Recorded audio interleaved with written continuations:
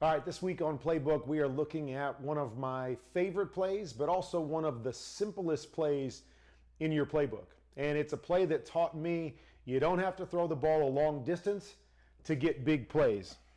So once again, for those that are just joining us, newcomers to QBConfidential, every week as we design a play or as we're talking about being able to process a play, we're looking at the story of the play. We're always going to ask ourselves, as we design it, if I'm a quarterback, as I'm processing what I'm supposed to do, I'm going to ask myself these 5 questions. The who, what, when, where, and why of a play.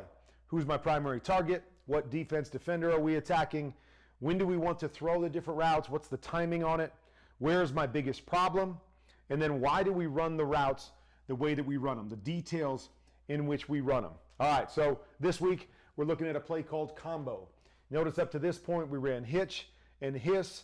Both of those plays had mirror releases by our Y and our Z, our 2 receivers. Both going vertical on those routes. Obviously the Y with a slight burst release outside, but both going technically in the same direction. The reason we call this combo is because it's first play, or really the only quick play that we have, where we've got one guy going in and one guy going out. So basic concept, once again, something everybody has in their playbook.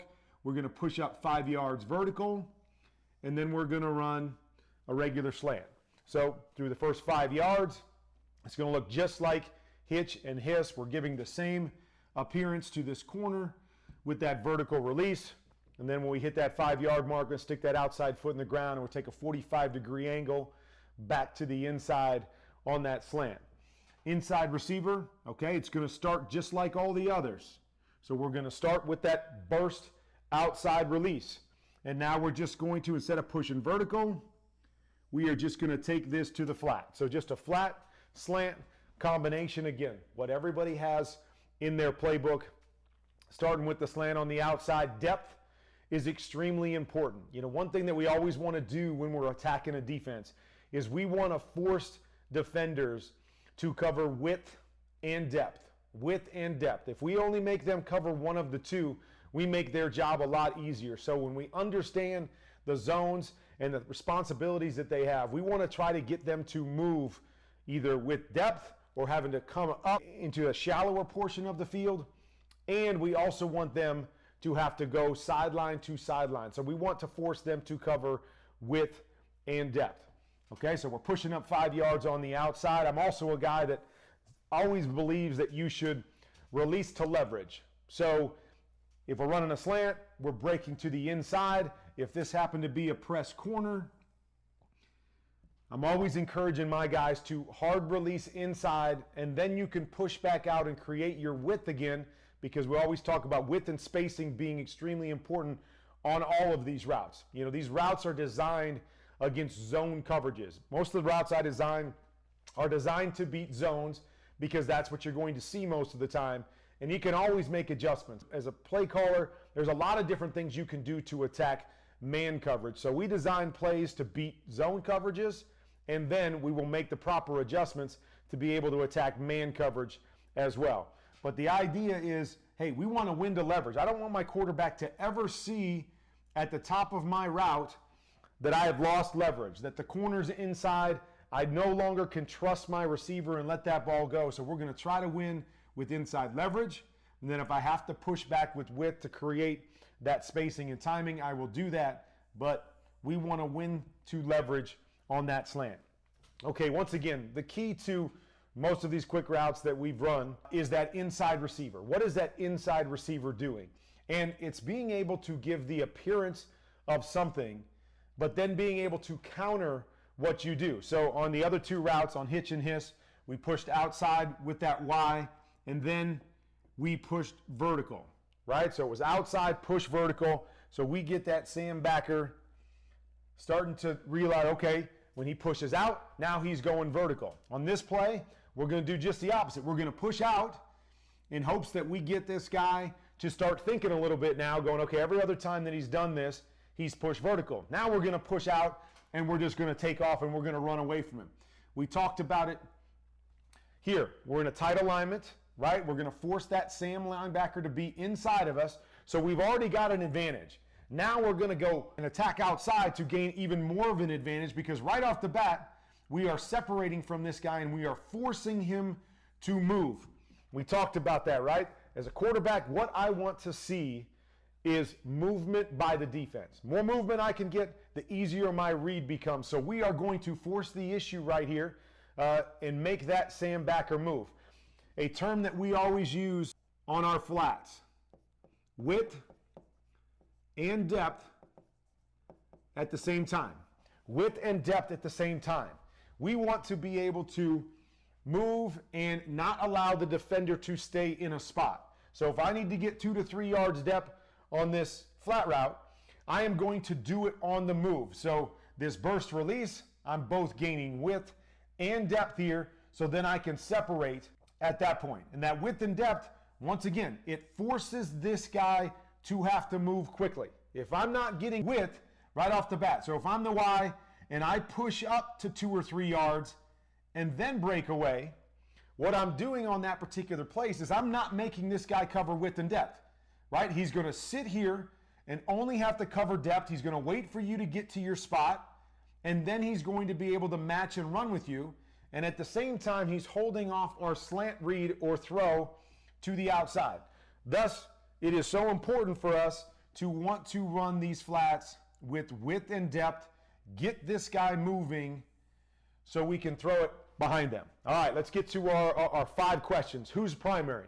Okay, really either one of these guys can be primary, but in my thinking, it's always, hey, if we can get the deeper throw, if we can get the throw that can create a bigger play, I kind of want to think that one first, and then I'll react to the shorter play. So I'm really thinking here that the Z, the slant, is what I want to throw. When I call this play, man, I'm trying to get that slant, hit that hole, and get that guy running up on the free safety if I can. But we're still, when we talk about 1 and 2 receivers, first read, second read, a lot of these things are 1 and 1A, that we're simply just reading this defender more than we're reading our routes, and that defender will tell me who my primary guy is or who my throw is going to. But I'm always trying to think and set, hey, I want to set to the slant, and I'll recover to the flat there, okay? What D or defender? Okay, this is one of those plays, simple play, but it's really only good against one coverage, okay? So it doesn't necessarily matter if corner's off or corner is on, but what really matters is the safety. We only want to run this when we have a 1 high safety. Anytime this safety gets down into the mix, becomes a 2 high guy, gets around that hash, obviously you see that the slant's running right into him, so we don't like that play. So it's really only good when we've got a 1 high safety, okay? Whether this corner is pressed or not doesn't matter, but we're still going to be reading this Sam defender. So you'll notice in the 3 plays that we put in so far, hitch, hiss, combo, all of those plays, even though run differently, have one guy attacking the flat and the other guy attacking the hook area. This play is no different. It's just a different presentation to the defense to allow us to maybe open up what we think we're going to get. The other plays, we're trying to hit the hitch on the outside. We're trying to hit the flat, so we take Y and we push him vertical. On this one, we're trying to get the slant behind him, so we are going to attack with width and depth, and we're going to get that Y out there right now in hopes that we get that Sam moving and we can hit that slant right behind him. So once again, isolating that Sam linebacker against cover 3, 2-on-1, he can't be right. When to throw. As always, 3-step drop, okay? Put a 3 here once again for the quarterback. All right, and all of our 3-step drops, we're hitting that back foot.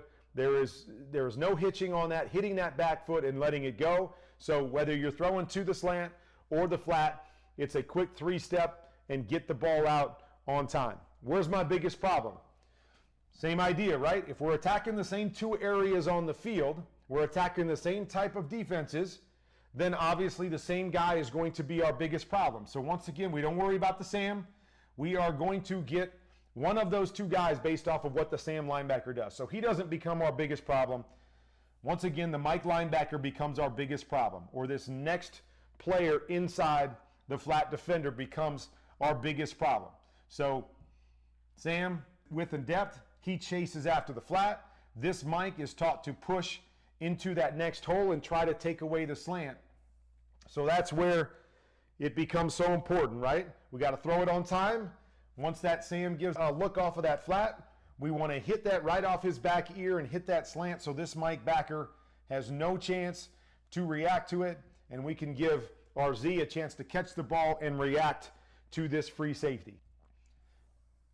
And then why do we run the routes the way that we do? The why to all this. We just talked about it, width and depth. It's to create movement, okay? It's to create movement. And it's also to force this defender to cover the width and depth, okay? So here's what we know. Most times linebackers are gonna sit in that 4 to 5 yard range, okay? So if we don't force this guy to do anything but go sideways, he can get into line of sight or he can get into play on our slant route because he's playing that depth. He's holding that off a little bit longer because he's playing at 5 yards. And so he can cover width while holding his depth, and he can play both of these to some degree. Thus the reason why we don't want to push up, we don't want to go too deep on our flats, why we want to get width and depth at the same time, because if this Sam backer is going to cover the flat, he can't simply just go sideways. If he does, I've got a 2 to 3 yard cushion in which I put the ball on my receiver. If I give him a good ball, he's turning up the field, and this guy can't tackle him until he's 4 or 5 yards deep, and that's a win for us. So we are trying to force him with that width and depth to not just go sideways, but have to also attack the line of scrimmage. So he's got to play with width and depth. He's got to get his width, but he's also got to shrink the depth here, or the distance between him and the receiver, so that he can cover that and that guy doesn't just get an easy completion and turn up the field for 5, 6, 7 yards.